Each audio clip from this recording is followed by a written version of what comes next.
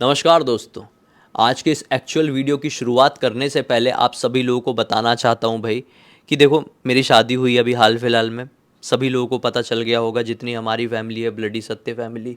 तो बहुत सारे लोग बोल रहे हैं कि भाई शादी का व्लॉग वीडियो कुछ दिखाओ। तो वीडियो व्लॉग डालना शुरू कर दिया हूँ मैंने।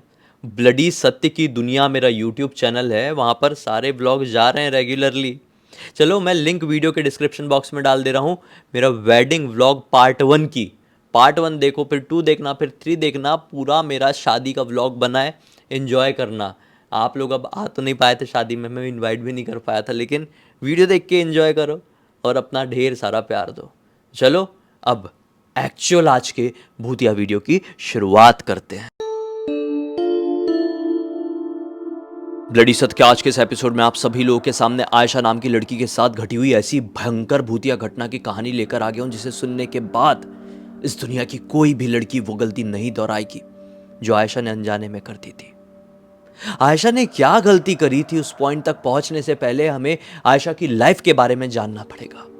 वो पूरे सिनारियो को जानना पड़ेगा कि कैसे उसके साथ कुछ भूतिया घटना शुरू हुआ।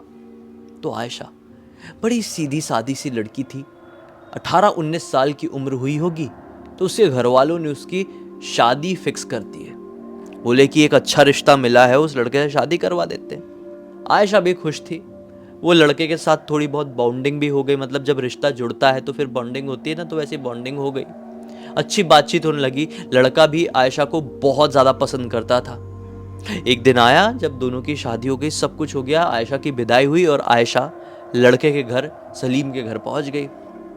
अब भाई, आयशा अपने कमरे में बैठी हुई थी, सलीम सारे रिश्तेदारों को निपटा रहा था, उनको सी ऑफ कर रहा था। और फिर रात के तकरीबन 12:15 बजे के आसपास सलीम अपने कमरे में एंटर करता है। आयशा बेड पे बैठी हुई थी। जैसे ही सलीम अंदर गया तो क्या देखता है कि आयशा उसे घूर घूर कर देख रही है और बिल्कुल ऐसी स्टैचू बन गई है। सलीम को हैरानी हुई। आयशा के पास गया, आयशा तुम ठीक तो हो ना? कितने में आयशा की एक आंख से खून का आंसू बहने लगा और आयशा अभी बिल्कुल मूर्ति बनी हुई है, पुतला बन गई है। देख के ऐसा लग रहा है। अब उसने वापस से उसका हाथ पकड़ने की कोशिश किया कि पूछूं, तबीयत बहुत खराब हो गई है क्या, ऐसा खून के आंसू क्यों बह रहे हैं? तो जैसे ही हाथ पकड़ा तो हाथ बेहद ज़्यादा गर्म। और इतने में वो ये नोटिस करता है कि आयशा के हाथ में एक छाला पड़ रहा है, छाला उभर रहा है, और वो छाला इतना बड़ा उभर कर हो गया। उसने तुरंत आयशा का हाथ छोड़ दिया और एक कदम पीछे हटके आयशा को नोटिस करने लगा। उसके पूरे शरीर में अचानक से इतने बड़े बड़े छाले देखते ही देखते उभर गए और विदिन 1 मिनट वो छालों में से खून और पीप मवाद जो समझते हैं वो बहने लगा। और एक आंख से तो खून बह ही रहा है। वो पूरा दंग रह गया। और जब ये बहुत ज्यादा मात्रा में दिखने लगा, आयशा का चेहरा ऐसा हो गया कि पहचानने लायक ही नहीं बचा। तो सलीम ने जोर से चिल्लाया, अम्मी अम्मी जल्दी आओ। अम्मी बाहर वाले कमरे में ही थी। अम्मी, अब्बू और जितने रिश्तेदार बचे हुए थे वो भागते हुए सलीम के कमरे में पहुंचे कि क्या हो गया, ऐसा क्यों चिल्ला रहा है? और सभी लोग आयशा को देखकर दंग रह गए। वो अभी भी मूर्ति बनी हुई है जैसे लग रहा है, कुछ रिएक्ट नहीं कर रही और उसके पूरे शरीर से ऐसा मवाद बह रहा है। अब जो सलीम की अम्मी थी ना, वो बाथरूम में गई और एक मग पानी भर के लेके आई और आयशा के ऊपर डाल दी जोर से। और जैसे उसके ऊपर पानी पड़ा, आयशा थोड़ी झटपटाई और अब चिल्ला चिल्ला के रोने लगी। जैसे ही वो रोई तो गुस्से में सलीम की अम्मी क्या कहती है कि ये औरत नहीं है, इसे कोई खतरनाक बीमारी लगी हुई है, एक चुड़ैल की बीमारी। ये कौन आ गई हमारे घर पे? इससे घर वालों ने छुपाए थे हमसे ये सब। इसको वापस छोड़ के आओ अभी की अभी इसके घर पर। जो कुछ रिश्तेदार थे ना, वो आयशा को पकड़े और उसके मायके उसी रात, शादी की रात ही, उसको छोड़कर आ गए। आयशा के घर वालों को भी बड़ा दुख हुआ कि यार आज ही लड़की की शादी हुई थी, आज ही विदाई हुई थी और आज ही उसके ससुराल वालों ने घर पर छोड़कर चले गए। आयशा के घर पे भी ऐसे मनुष्यत का माहौल बन गया, मातम का माहौल बन गया कि मैं क्या बताऊं, एक्सप्लेन क्या करूं। आप खुद समझ सकते हैं कि दोनों के परिवार वालों के ऊपर क्या बीती होगी। आयशा के घर वालों को कुछ समझ में नहीं आ रहा है, डॉक्टर को दिखा रहे हैं। आयशा के पूरे शरीर में इतने बड़े बड़े छाले, शरीर है कि इतना ज़्यादा गर्म हो गया है कि मानो क्या भट्टी क्या हो जाती होगी भाई, चूल्हा भट्टी क्या हो जाती होगी, ऐसा शरीर हो गया है। दुनिया भर के डॉक्टर्स को दिखा रहे हैं लेकिन किसी को समझ में नहीं आ रहा है। सारे डॉक्टर्स ने हाथ खड़े कर दिए कि हमको नहीं मालूम ये क्या सीन है, क्या शॉट है। ये नासिक की बात है, महाराष्ट्र के नासिक शहर की, कोई छोटा गांव भी नहीं है कि वहां पे डॉक्टर नहीं मिल रहा, हॉस्पिटल नहीं मिल रहा है। अब ऐसा होते होते 7-8 दिन बीत गए और आयशा की हालत वर्स्ट से और भी बेकार हो गई। खाना पीना सब खत्म हो गया। ये बात सलीम तक पहुंची। सलीम बहुत ज्यादा प्यार करता था आयशा से। देखो 7-8 दिनों तक वो इसलिए रुका रहा क्योंकि उसको अपने अम्मी अब्बू का भी थोड़ा सा देखना था, लिहाज करना था भाई, उसका अलग सीन रहा होगा, इसलिए वो रुका हुआ था। लेकिन जब उसे पता चला कि आयशा की कंडीशन बहुत ही ज़्यादा बिगड़ गई है और वो खाना पीना तक छोड़ चुकी है, तो सलीम को चिंता हुई अपनी पत्नी की। तलाक वलाक तो हुआ नहीं है, पत्नी वो अभी भी है। सलीम ने डिसाइड कर लिया कि अब बहुत हो गया अम्मी अब्बू का सुनना, मैं किसी की नहीं सुन रहा, मैं जाऊंगा एक आलिम जी के पास और आयशा के बारे में पूरी बात करूंगा। वो अपने ससुराल जाता है सलीम आयशा के घर पर और बोल देता है आप लोगों को चिंता करने की कोई ज़रूरत नहीं है, मैं एक बहुत बड़े आलिम बाबा को जानता हूँ, मैं बहुत बड़े आलिम को जानता हूँ, वो ऐसी परेशानियाँ ठीक करते हैं, मैं जा रहा हूँ उन्हें लेने के लिए, आप चिंता मत करना, आज रात में सब खत्म हो जाएगा। ये दरअसल सलीम भूत प्रेतों के ऊपर विश्वास करता था, आयशा के घर वाले नहीं करते थे। इसलिए आयशा के घर वाले सिर्फ डॉक्टर्स को दिखा रहे थे, हॉस्पिटल लेकर जा रहे थे उसको। लेकिन ऐसा आलिम तांत्रिक बाबा के पास किसी ने कोई सोचा ही नहीं था, सिर्फ सलीम ने सोचा था और वो आलिम बाबा को लेने के लिए निकल पड़ा था नासिक से एक छोटे से गांव की तरफ।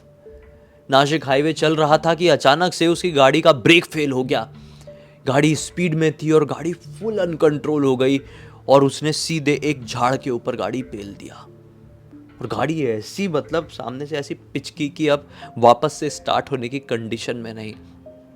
अपनी गाड़ी से नीचे उतरा और इंतजार करने लगा कि कोई तो साधन मुझे दिखाई दे और मैं लिफ्ट लेकर आलिम बाबा के गांव तक पहुंचूं। आयशा की पता नहीं और क्या कंडीशन हो गई होगी, बहुत खराब कंडीशन थी आज आयशा की। कितने में जिस पेड़ में वो गाड़ी टकराई थी उस पेड़ से कुछ तो भी हलचल होने की आवाज इसको सुनाई दी। ये पलट कर उस पेड़ के ऊपर की तरफ देखा तो क्या पाया, उस पेड़ की ऊपर वाली डाल में उसकी पत्नी आयशा ही बैठी हुई थी, चेहरे में पूरा खून खून से लथपथ और शरीर में अभी भी वो इतने बड़े बड़े छाले दिखाई दे रहे हैं जिससे मवाद पीप और खून बह रहा है।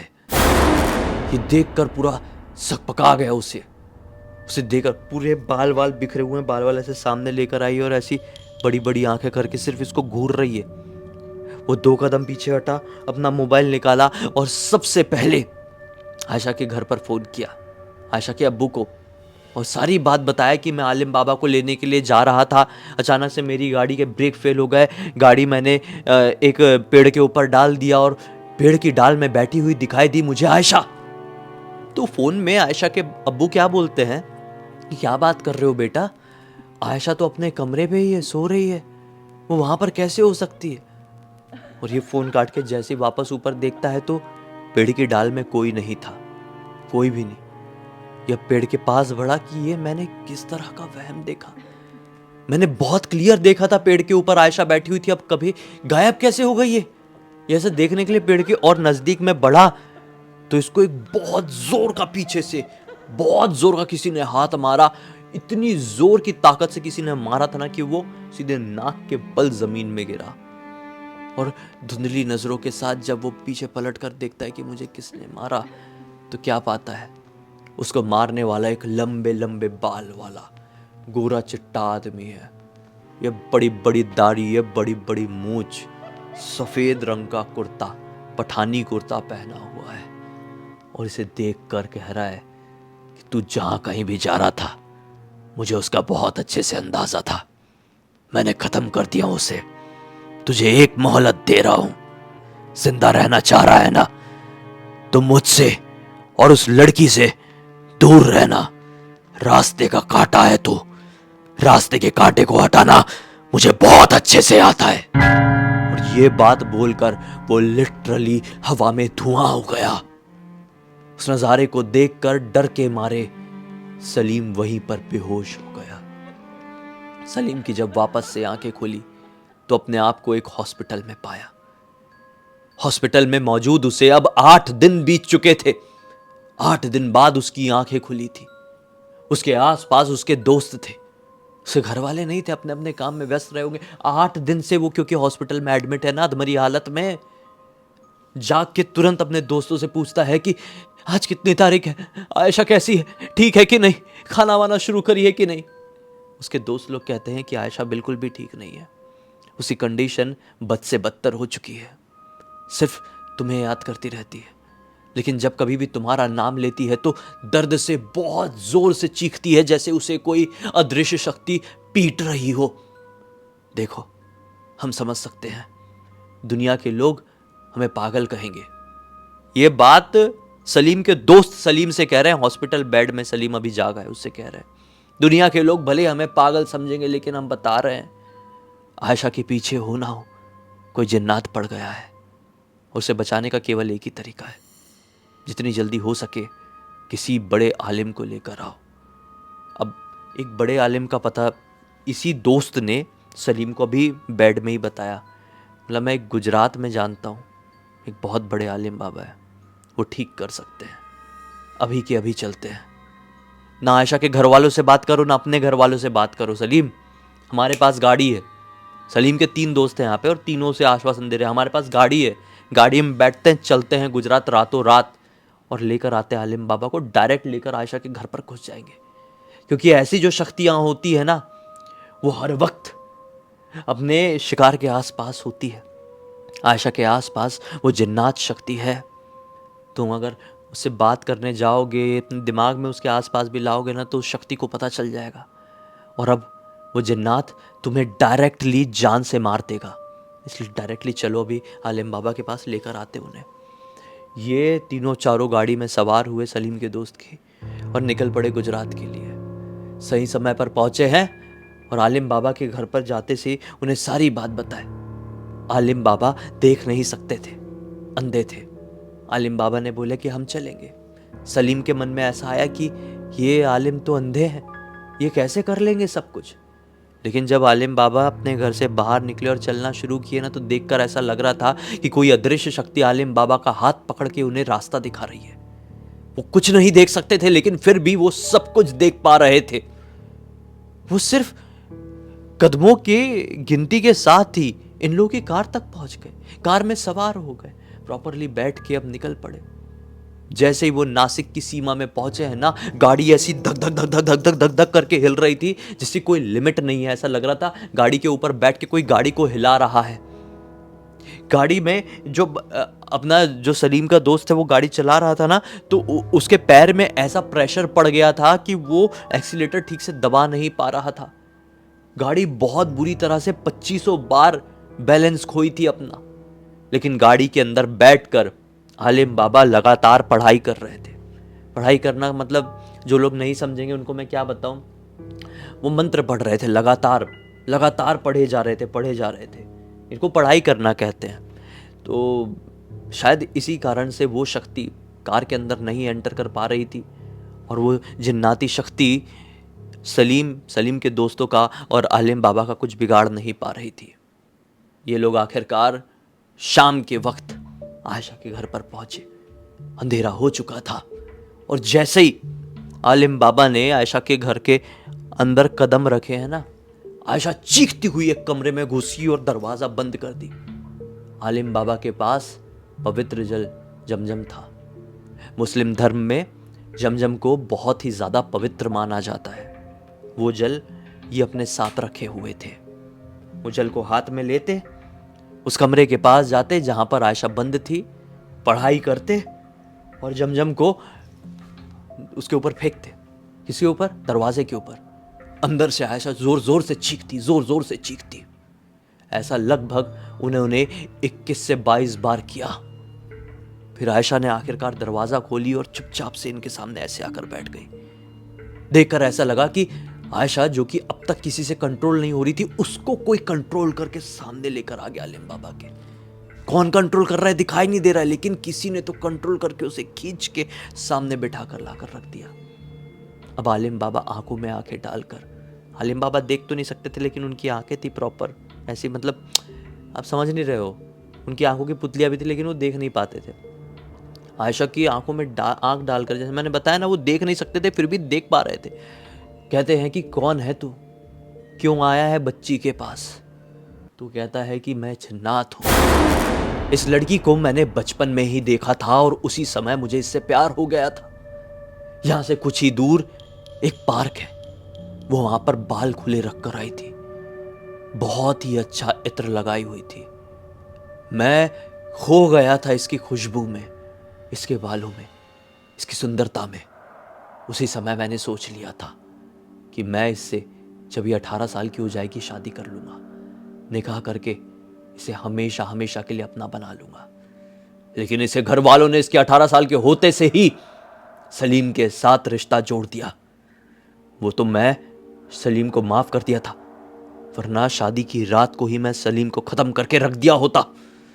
मैं इन्हें वार्निंग पे वार्निंग दे रहा था, वो अपने हिसाब से अपनी लैंग्वेज में बात कर रहा था, मैं आपको अपनी लैंग्वेज में समझा रहा हूं। मैं लगातार वार्निंग पे वार्निंग दे रहा था लेकिन कोई समझने को तैयार ही नहीं। अब आयशा को मैं साथ में लेकर जाऊंगा और दुनिया की कोई ताकत मुझे रोक नहीं सकती। मैं लेकर जा रहा हूं, ऐसे बोल के आयशा जोर से चीखी और जमीन पर गिर गई। और वो जैसी जमीन पर गिरी है ना, जितने लोग थे, आयशा के घर वाले, सलीम, सब जोर जोर से रोने लगे। लेकिन फिर आलिम बाबा हाथ दिखाते हैं, बोलते हैं वो गई नहीं है, वो है, वो जिंदा है। जिंदा है कि नहीं? जमजम निकाले, कुछ पढ़ाई किए और फिर डाले हैं सीधे आयशा के शरीर के ऊपर। तो आयशा झटपटा के उठी है और फिर से कहने लगी कि मैं लेकर जाऊंगा इसको, मैं नहीं छोड़ूंगा, मैं बहुत प्यार करता हूं इससे। आलिम बाबा कहते, अच्छा इतनी ताकत है तो लगा ले जितना जोर लगा सकता है, और मैं भी वो करूंगा जो मैं कर सकता हूं। अगर तू मुझसे जीत गया तो लेकर चले जाना बच्ची को, लेकिन अगर हार गया तो यहां से 100 किलोमीटर के दायरे में भी तू दिखाई मत देना, वरना सोच लेना मेरे साथ कौन रहता है। तेरा क्या हश्र होगा ना, तू समझ भी नहीं पाएगा। उसने ऐसा किया और बस आलिम बाबा जमजम पे जमजम डाल रहे हैं, पढ़ाई पे पढ़ाई कर रहे हैं। आने वाले 11 घंटों तक आयशा के अंदर के जिन्नात में और आलिम बाबा में लड़ाई चली है। और ठीक 11वें घंटे के बाद आयशा सो गई वो। आलिम बाबा ने भी कहे कि अब बच्ची जागेगी तो ठीक रहेगी, हम चलते हैं। ऐसा बोल के आलिम बाबा सलीम के दोस्तों को बोले कि हमें छुड़वा दो, बच्ची ठीक हो जाएगी। उन्हें गुजरात के उस गांव में छुड़वा दिया गया जहाँ से लेकर आए थे। और फिर देखे कि वो होश में आई है और रिकवर भी करने लगी। और कुछ ही दिनों में उसके छाले, उसका खून, उसकी जो भूख प्यास थी, सब पूरी तरीके से ठीक हो गई। और कुछ ही महीनों में वो पहले की तरह बिल्कुल फिट एंड फाइन हो गई। आज आयशा के 2 बच्चे हैं और वो सलीम के साथ अच्छी खासी जिंदगी काट रही है। सलीम के घर वालों को अपने किए पर पछतावा है कि हम बेचारी बच्ची को गलत समझ के ऐसे भगाए नहीं होते तो इतना नहीं भुगतती। आज सब कुछ सेट है, ऊपर वाले की कृपा से आयशा और आयशा का परिवार बहुत अच्छी जिंदगी जी रहा है। इस पूरी पूरी घटना की जानकारी मुझे आयशा की एक दूर की रिलेटिव अक्सा ने इंस्टाग्राम पर लिख कर भेजी। मैंने सोचा कि अरे भाई बताना तो बनता ही, कुछ यूनिक था, लेकर आया आप लोगों के सामने। कैसी लगी ये कहानी, क्या सीख मिली, क्या मनोरंजन मिला, कमेंट सेक्शन में सब बताइए। मैं पिन करूंगा जिसका सबसे सही लगेगा। तो बस इसी एक नोट के साथ इस कहानी का अंत कर देते हैं। अब तक इस वीडियो को देखें तो लाइक जरूर कर देना, चैनल को सब्सक्राइब करके बेल आइकन दबा के ऑल के ऑप्शन में क्लिक करना, क्योंकि इसी तरह के हैरान कर देने वाले खौफनाक वीडियोस डेली आप लोगों के सामने लेके आता रहता हूँ। इंस्टाग्राम की लिंक इस वीडियो के डिस्क्रिप्शन बॉक्स में मिल जाएगी, क्लिक करके डायरेक्टली वहाँ पर पहुँच जाना। और इसी तरह की कोई भी कहानी, टॉपिक या जानकारी आप लोग के पास भी है तो लिंक भेजना। हो सकता है हमारा अगला वीडियो कल आपके हिसाब से ही बन रहा हो। तो चलिए कल फिर से मिलते हैं, तब तक के लिए बहुत बहुत धन्यवाद। आपका दिन शुभ हो।